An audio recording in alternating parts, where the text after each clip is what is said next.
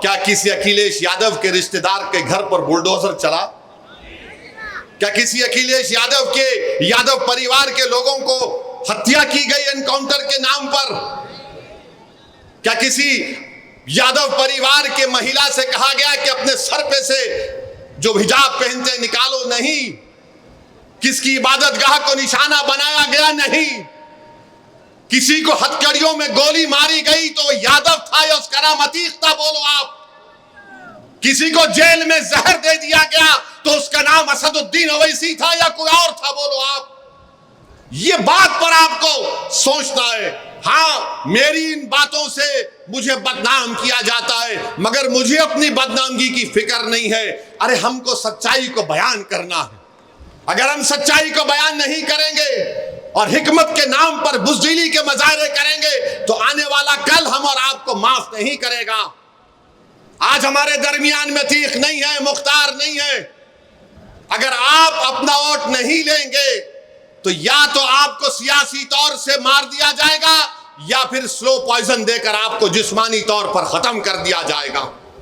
फैसला आपको करना है।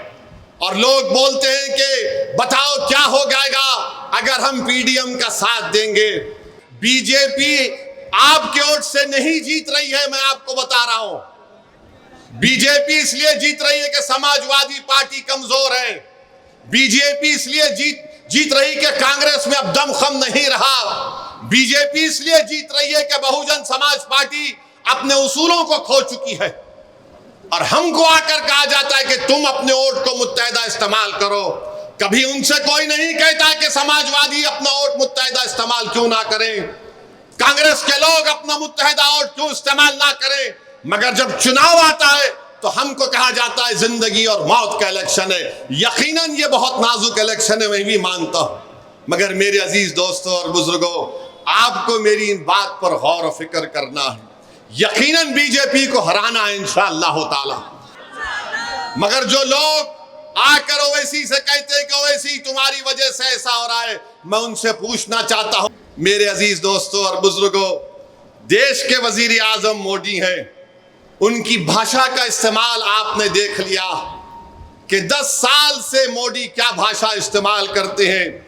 वजीर आजम है, प्रधानमंत्री हैं, कभी कहते हैं कि कपड़ों से देखकर पहचान लो, कभी कब्रिस्तान और शमशान की बात करते हैं, तो अब कह रहे हैं कि हम घुसपैठी हैं, अब कह रहे हैं कि हमारी बेटियां, हमारी महिलाएं ज्यादा बच्चे पैदा करती हैं, अभी कह रहे हैं कि हिंदू बहनों के गलों से मंगलसूत्र उतारकर मुसलमानों को दे दिया जाएगा, जिहादी कह रहे हैं।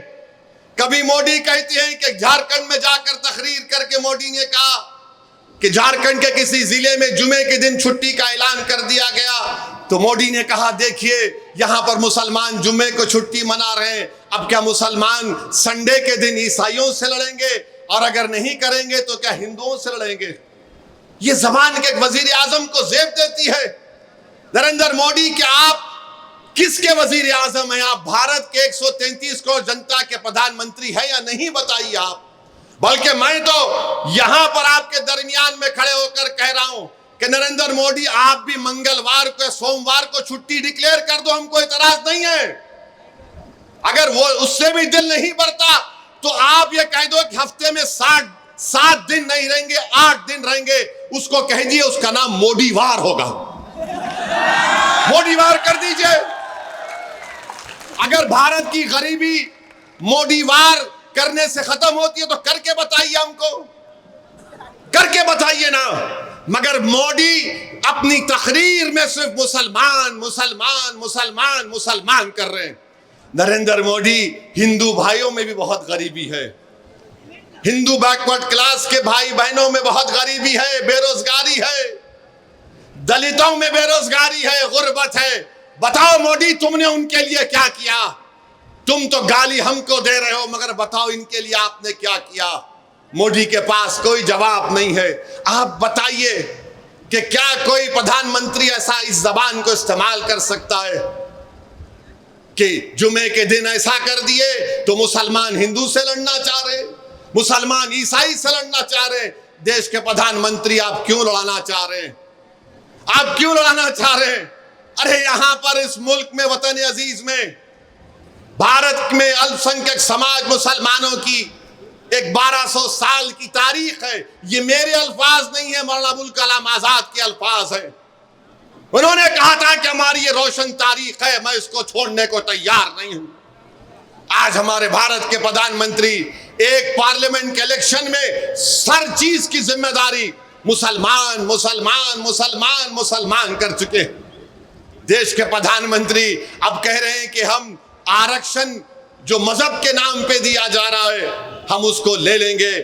मैं प्रधानमंत्री को बताना चाह रहा हूं, नरेंद्र मोदी जी, उत्तर प्रदेश में, गुजरात में, कर्नाटका में, जहां जहां बड़े बड़े प्रदेश हैं, वहां पर रिजर्वेशन मुसलमानों को मिल रहा है, अंसारियों को मिलता है, कासगर को मिलता है, कसाब को मिलता है, कुरैशी को मिलता है, चाक को मिलता है, तेली मकीक को मिलता है, दर्जी को मिलता है, इदरीसी को मिलता है, फकीर को मिलता है, सलमानी को मिलता है, सैफी को मिलता है, हज्जाम को मिलता है, सक्का को मिलता है, अब्बासी को मिलता है, शेख सरवर को मिलता है, मोची को, अंसार को, मंसूरी को मिलता है। मोदी जी और देश के प्रधानमंत्री बोले किसी को छीन कर दे दिया जाएगा।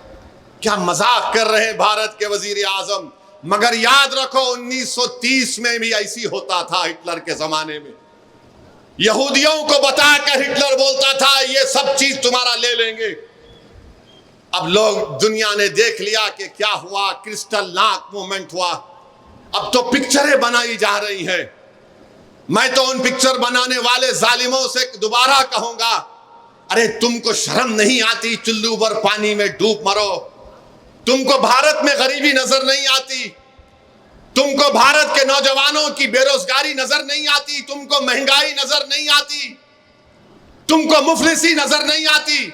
ये जालिम पिक्चर बनाने वाले मुसलमानों का थूक चाटते हैं, जो जमीन पर हम थूकते हैं और पिक्चर बनाते हमारे खिलाफ।